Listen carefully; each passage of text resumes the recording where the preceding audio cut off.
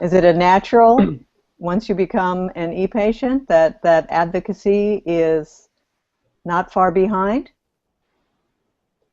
Yeah, I think that financially, it's at least in my particular case, it's been extraordinarily difficult, and that's kind of deciding to go away from a large print publication and turn down jobs from other print publications and sort of go solo, or actually, not solo, but build a team that is going to address a topic independently of a large organization.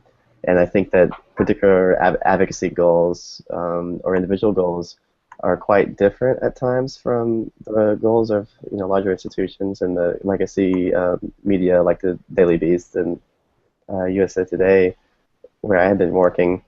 And I think that's partly a good thing as long as you can figure out a way to find the funding.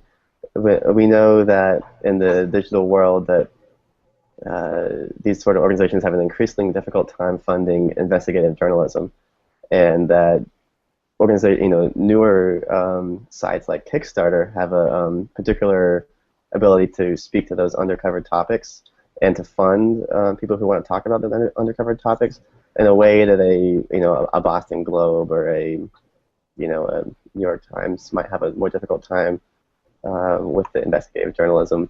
And so partly you do become tied directly to that community, and you do have to serve that specific community that you're working for.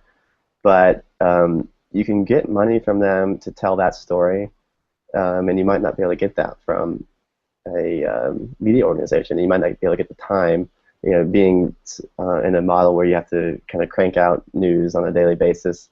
And the bigger stories, the more important stories, the ones that aren't being covered, can't be funded in the traditional model very well at all. And so I think that with the advent of new social media tools like Kickstarter,